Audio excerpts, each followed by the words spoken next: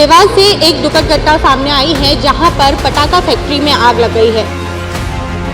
जो लोग हैं उनका उपचार भी लगातार जारी है। कितने लोग इसमें घायल हुए हैं अभी सही आंकड़ा सामने नहीं आ पाया है।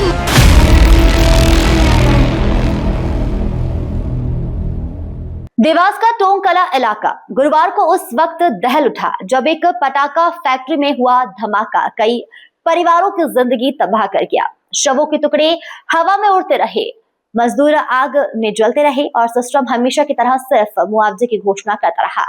सवाल सिर्फ एक फैक्ट्री ब्लास्ट का नहीं, सवाल पूरे तंत्र का है जिसने हरदा के बाद भी कोई सबक नहीं लिया। आखिर क्यों बारूद के इन मौत घर पर कार्रवाई नहीं होती?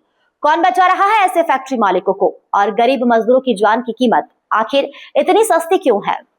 देवास से एक दुखद घटना सामने आई है जहां पर पटाखा फैक्ट्री में आग लग गई है। सैकड़ों की संख्या में यहां पर लोग जो मजदूर है काम कर रहे थे, जहां पर धमाके के बाद में कई लोग झुलस चुके हैं। वहीं अगर बात की जाए इंदौर की तो देवास के जो लोग झुलसे हैं उन्हें इंदौर लाया गया है। अभी हम इंदौर के एमवाई अस्पताल पर मौजूद है जहाँ पर 3 लोगों को लेकर आया है जिनकी स्थिति अभी नाजुक बताई जा रही है। लगभग 70% जो है वो आग में झुलस चुके हैं। धमाका बहुत जोरदार था। इसमें जो लोगों की मृत्यु की भी सूचना आ रही है कि कुछ लोगों की मृत्यु भी इसमें हो चुकी है। वहीं अभी तक कुल 5 लोग यहां पर आ चुके हैं जिसमें से 3 एमआई हैं और 2 लोगों को चोइथराम अस्पताल में भर्ती किया गया है। अभी स्थिति का जो है लगातार नियंत्रण किया जा रहा है कि स्थिति को नियंत्रण किया जाए। वहीं जो लोग हैं उनका उपचार भी लगातार जारी है। अब जो कितने लोग इसमें घायल हुए हैं अभी सही आंकड़ा सामने नहीं आ पाया है। वहीं मृत्यु का आंकड़ा भी बढ़ने की आशंका जताई जा रही है और साथ ही जो फैक्ट्री मालिक है उसे भी हिरासत में लिया गया है। अभी तमाम चीज़ों की जानकारी यहाँ पर देखने के लिए मिल रही है कि क्योंकि पुलिस बल हो या फिर जिला प्रशासन हो या फिर स्वास्थ्य विभाग हो, तीनों ने ही अमला संभाल लिया है। मैदानी स्तर पर लोग मैदानी स्तर पर अधिकारी आ चुके हैं और कार्रवाई लगातार जारी है। स्थिति नियंत्रण करने का प्रयास कर रहे हैं, लेकिन अब जितने लोग झुलस चुके हैं उन झुलसों का जो इलाज है वो अभी तक जारी है, क्योंकि धमाका इतना बड़ा था कि जो लोग हैं अधिक मात्रा में झुलस चुके हैं। अब देखते हैं आगे की कार्रवाई क्या होती है। मध्य प्रदेश एक बार फिर से बारूद, पटाखा और लापरवाही के घातक गठजोड़ का गवाह बना है। देवास जिले के टोंकला इलाके में गुरुवार सुबह करीब 11:30 पर भीषण विस्फोट ने कई परिवारों की जिंदगी हमेशा के लिए उजाड़ दी। इस हादसे में धीरज, सनी और सुमित नाम की 3 मजदूरों की मौत हो गई, जबकि 1 दर्जन से ज्यादा लोग गंभीर रूप से घायल हो गए हैं। कई महिलाएं अब भी लापता बताई जा रही है। विस्फोट इतना भयानक था कि शवों के टुकड़े 20 से 25 फीट दूर तक जा गिरे। आसपास अफरा तफरी, चीख पुकार और धुएं का ऐसा मंजर था जिसने हर किसी को दहला दिया। लेकिन सबसे बड़ा सवाल यह है कि आखिर मध्य प्रदेश में बार बार बारूद फैक्ट्रियां मौत का गोदाम क्यों बन रही है? हरदा के बाद अब देवास और उससे पहले मुरैना। आखिर कब तक मजदूरों की जान यूं ही सस्ती समझी जाएगी? स्थानीय लोगों के मुताबिक फैक्ट्री में 2 केमिकल मिलाकर बारूद तैयार किया जा रहा था। इस दौरान केमिकल का अनुपात बिगड़ गया और देखते ही देखते जोरदार धमाका हो गया। जिस तरह विस्फोट हुआ वहां 15 से 20 मजदूर काम कर रहे थे। बताया जा रहा है कि लंच ब्रेक से ठीक पहले यह हादसा हुआ।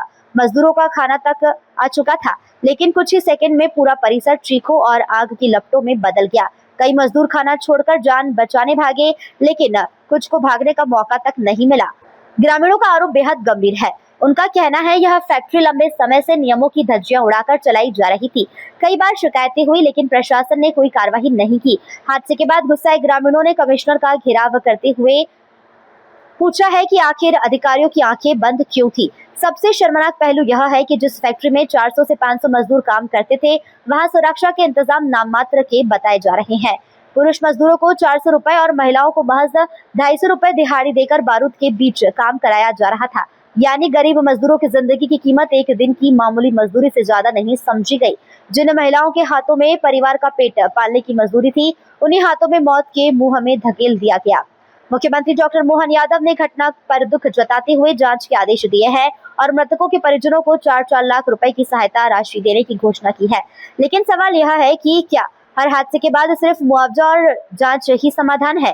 क्या सरकार की जिम्मेदारी केवल ट्वीट करने और मुआवजे की घोषणा तक सीमित रह गई है? हरदा हादसे के बाद भी बड़े बड़े दावे किए गए थे। फरवरी 2024 में हरदा की अवैध पटाखा फैक्ट्री में विस्फोट में 13 लोगों की मौत हुई थी और 200 से ज्यादा लोग घायल हुए थे। तब कहा गया था कि पूरे प्रदेश में अवैध बारूद फैक्ट्रियों पर कार्रवाई होगी, सुरक्षा ऑडिट होगा, जिम्मेदार अधिकारियों पर शिकंजा कसा जाएगा। लेकिन देवास का यह हादसा बता रहा है कि उन दावों का सच क्या था। असल सवाल प्रशासन जिम्मेदारी का है। क्या स्थानीय प्रशासन को नहीं पता था कि यहाँ बारूद तैयार किया जा रहा है? क्या श्रम विभाग, उद्योग विभाग, पुलिस और विस्फोट विभाग पूरी तरीके से अनजान थे? अगर फैक्ट्री वैध थी तो सुरक्षा इंतजाम क्यों नहीं थे? और अगर अवैध थी तो फिर इतने लंबे समय से चल कैसे रही थी? यह कोई पहली बार नहीं है जब मध्य प्रदेश में बारूद फैक्ट्री विस्फोट हुआ है। मुरैना, हरदा और अब देवास। हर हादसे के बाद एक जैसी तस्वीरें सामने आती है। अवैध भंडारण, सुरक्षा नियमों की अनदेखी, प्रशासनिक लापरवाही और गरीब मजदूरों की मौत। लेकिन कार्रवाई, कुछ दिनों का शोर, कुछ निलंबन, कुछ जांच समितियां और फिर सब सामान्य। देवास हादसे ने एक और खतरनाक सच्चाई उजागर कर दी है। मजदूरों की सुरक्षा इस सिस्टम की प्राथमिकता ही नहीं है। फैक्ट्री मालिक सस्ते मजदूरों से जानलेवा काम करवाते हैं। अधिकारी आंखें मूंद लेते हैं और जब हादसा होता है तो पूरा सिस्टम जिम्मेदारी से बचने में लग जाता है। आखिर क्यों विस्फोट सामग्री जैसी खतरनाक चीजों की फैक्ट्रियों की नियमित जांच नहीं होती? और क्या फायर सेफ्टी ऑडिट सिर्फ कागजों में पूरा किया जाता है? यह हादसा सिर्फ एक फैक्ट्री ब्लास्ट नहीं बल्कि सिस्टम की विफलता का विस्फोट है। जिन अधिकारियों पर निगरानी की जिम्मेदारी थी, क्या उन पर हत्या जैसी धाराओं में केस दर्ज होगा? क्या सिर्फ फैक्ट्री मालिक बलि का बकरा बनेगा और प्रशासन फिर बच निकलेगा? मध्य प्रदेश में विकास और निवेश की बड़ी बड़ी बातें होती है, लेकिन जमीनी हकीकत यह है, मजदूर आज भी बिना सुरक्षा, बिना बीमा और बिना किसी गारंटी के मौत के बीच काम करने को मजबूर है। गरीबों की जिंदगी पर खड़ा यह बारूद का कारोबार आखिर कब तक चलता रहेगा? देवास का यह धमाका सिर्फ फैक्ट्री में नहीं हुआ, यह प्रशासनिक लापरवाही, यह भ्रष्ट सिस्टम, मजदूरों की अनदेखी पर भी जोरदार विस्फोट है। अब सवाल जनता पूछ रही है, अगला धमाका कहाँ होगा? अभी तक 3 लोग यहाँ पर आ चुके हैं और 2 लोग जो इतराम में भर्ती हैं। आगे जो संख्या है लगातार बढ़ती जा रही है। सूचना है कि कुछ लोगों को और एमवाय अस्पताल लेकर आया जाएगा। स्थिति को नियंत्रण किया जा रहा है और मृत्यु की जो संख्या है वो अभी तक स्पष्ट नहीं हो पाई है कि कितने लोगों की इसमें मृत्यु हुई है। लगातार जो टीम है वो मौके पर मौजूद है और प्रयास कर रही है कि जितने लोग इस धमाके में, जो इस घटना में जो लोग ग्रसित हुए हैं उनका स्वस्थ रूप से जो है इलाज किया जाए। उन्हें प्रारंभिक उपचार दिया जा चुका है और उनकी स्थिति अब किस तरीके से नियंत्रण होती है, क्योंकि धमाके में बहुत ज़्यादा हद तक जो लोग हैं वो झुलस चुके हैं। अब आगे देखते हैं कि ये संख्या कहाँ तक पहुँचती है, कितने लोग वहाँ पर मौजूद थे, यह भी अभी स्पष्ट नहीं हो पाया है। आगे जो है आगे का अपडेट हम आपको देते रहेंगे। कैमरा पर्सन अर्पित शाह के साथ सूर्योदय टीवी, इंदौर।